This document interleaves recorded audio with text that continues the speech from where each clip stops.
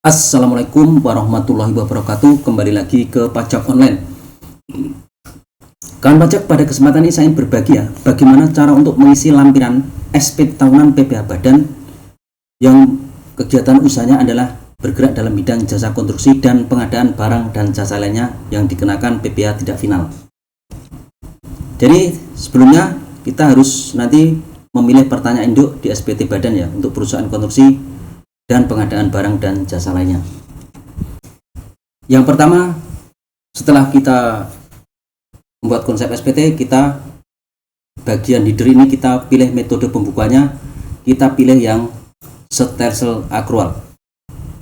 Kemudian berikutnya, setelah kita memilih jenis pembukuan, kita mulai menjawab pertanyaan di bagian B. Sektor usaha pada lampiran 1 adalah kita pilih yang perusahaannya jasa. Kemudian apakah laporan keuangan diaudit, kita pilih tidak. Kemudian yang berikutnya bagian C, apakah wajib pajak menerima atau memperoleh penghasilan dari usaha dengan peredaran bruto tertentu yang dikenakan bersifat final, kita tidak.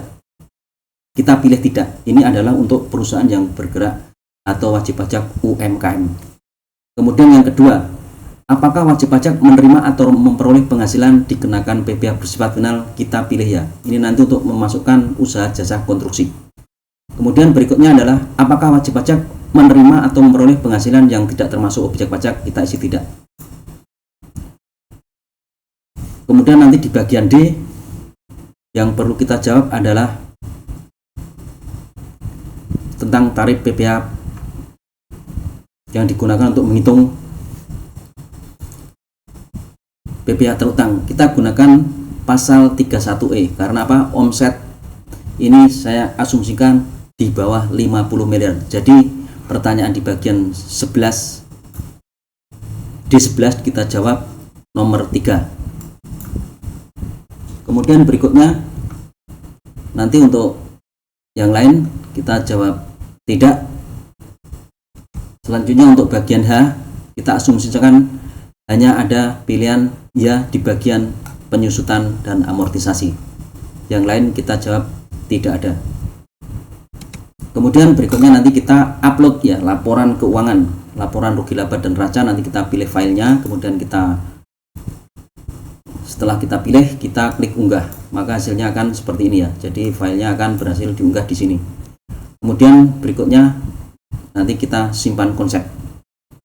Pada kesempatan ini saya akan simulasikan ya. Jadi suatu perusahaan bernama CV Jaya Konstruksi melakukan penyerahan yang berupa jasa konstruksi dan ini pengadaan barang dan jasa lainnya. Yang jasa konstruksi ini nanti dikenakan PPh final, yang untuk pengadaan barang dan jasa tidak dikenakan PPh final. Jadi nanti untuk ini untuk semua biaya dan penghasilan yang telah dikenakan PPh final harus dikoreksi semua menjadi 0 di laporan laba ruginya. Jadi nanti harus dilakukan koreksi fiskal. Kemudian untuk biaya atau penghasilan yang tidak final, yang dikoreksi hanya yang tidak boleh dibebankan di laba fiskal, misalnya sanksi pajak atau beban pajak seperti itu. Kemudian untuk laporan neracanya saya simulasikan seperti ini. Kemudian nanti untuk daftar penyusutan ada 2 jenis. Yang pertama adalah untuk aktiva kelompok berwujud kelompok 1, kemudian nanti kelompok 2 berupa mesin untuk kegiatan jasa konstruksi. Kemudian berikutnya adalah untuk cara isi lampiran terkait. Kemudian kita mulai memasukkan laporan rugi laba di lampiran L1D. Jadi kita mulai dengan mengklik tanda pensilnya ini, kemudian kita masukkan peredaran usahanya, total peredaran usaha, kemudian nanti penghasilan yang telah dikenakan PPh final ini untuk yang jasa konstruksi 6.470.000. Kemudian yang jenis koreksinya kita pilih, ketik aja. Nanti untuk kode penyesuaian kita pilih yang ini, penghasilan yang telah dikenakan PPh final dan bukan objek pajak. Kemudian nanti kita simpan. Kemudian nanti ini kita simpan.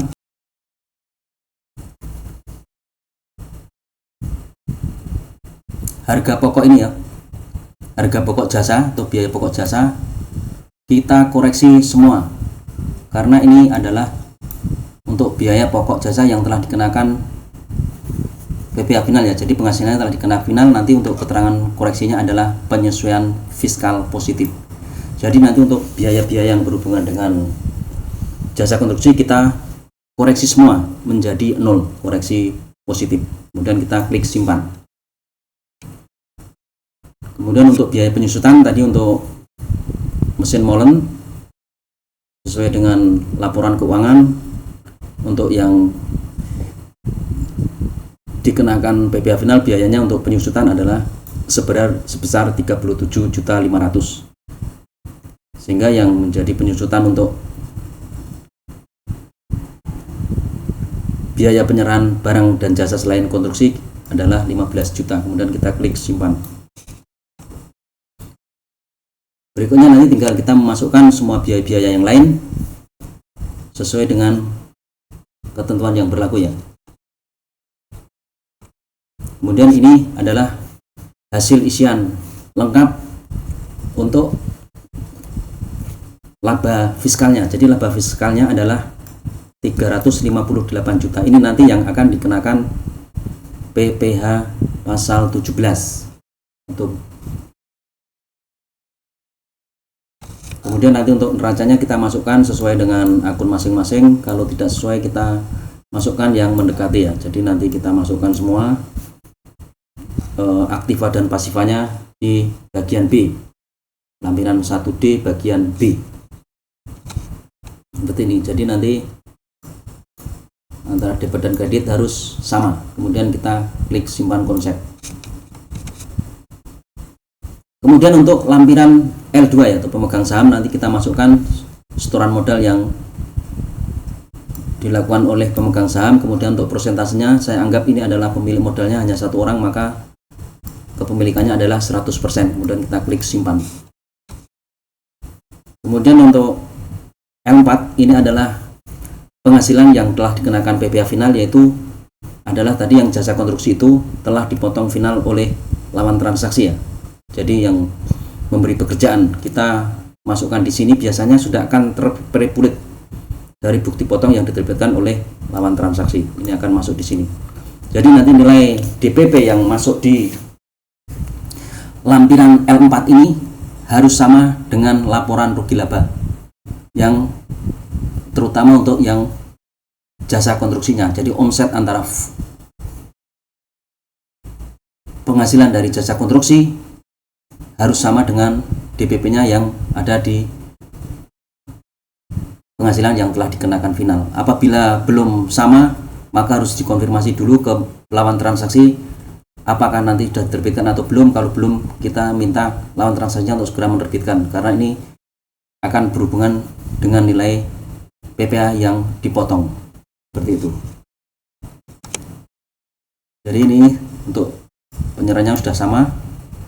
Kemudian PPh yang telah dipotong sebesar 106 juta. Kemudian untuk L8. Jadi untuk L8 adalah perhitungan untuk PPh yang terutang nanti pasal 17-nya. Jadi kita menggunakan fasilitas pasal 31E karena untuk omset yang di bawah 50 miliar maka wajib pajak tersebut berhak mendapatkan fasilitas pasal 31E. Jadi nanti ada pengurang PPh untuk penghasilan sampai dengan omset 4,8 miliar nanti akan dibandingkan dengan total omset jumlah peredaran brutonya. Jadi peredaran bruto ini adalah peredaran bruto komersialnya.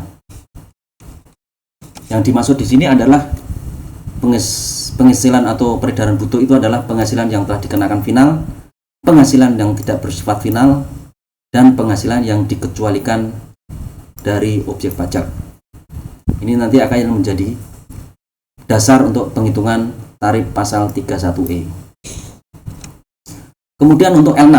Untuk L6 ini adalah untuk menghitung angsuran PPh pasal 25. Jadi nanti untuk menghitung angsuran pasal 25 ini yang diisikan di sini adalah penghasilan neto fiskal. Kemudian nanti PPh yang terutang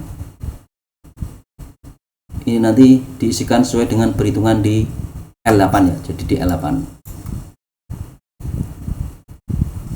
Nah, ini untuk angsuran ya, pasal 25-nya yang menjadi dasar adalah sesuai dengan ketentuan pasal 25 ayat 6. Kemudian ini untuk yang menghitung EBITDA ya. Jadi EBITDA ini nanti untuk penghasilan neto komersialnya ini adalah total penghasilan tadi yang disebutkan adalah dari penghasilan yang dikenakan final, non final, dan termasuk bukan objek pajak. Kemudian biaya amortisasi atau penyusutan, kemudian PPh yang terutang. Untuk biaya pinjaman ini dianggap wajib pajak tidak mempunyai hutang, sehingga PPh-nya adalah atau biaya beban pinjamannya adalah 0.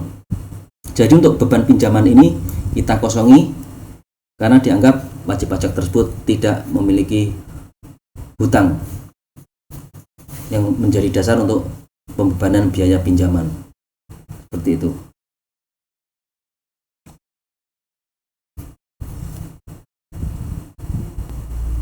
Kemudian nanti untuk penyusutan kita sesuaikan di L9 ya. Jadi nanti di L9 kita masukkan dan input masing-masing aktiva yang disusutkan di kelompok harta sesuai dengan kelompok masing-masing. Seperti itu. Kemudian kita kembali ke induk, kemudian kita posting. Setelah kita posting maka akan muncul nilai-nilai tadi yang terisi di induk. Kemudian kita kembali ke induk SPT ya, dan dilakukan posting, maka angka-angka yang terisi di lampiran otomatis nanti akan terprebulet ke bagian induk SPT, sehingga nanti akan ketemu PPh yang terutang di sini.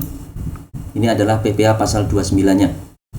Kalau nanti ada kredit pajak, maka nanti akan mengurangi PPh yang terutang, sehingga PPh yang terutang totalnya adalah 55.043.000 ini yang harus dibayar, yaitu pasal 29, yaitu kode setorannya adalah 411126.200 seperti itu.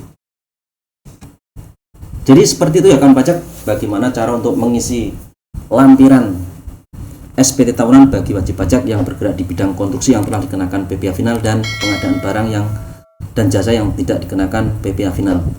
Semoga penjelasan ini sedikit memberikan pencerahan. Apabila ada salahnya mohon maaf. Terima kasih. Assalamualaikum warahmatullahi wabarakatuh.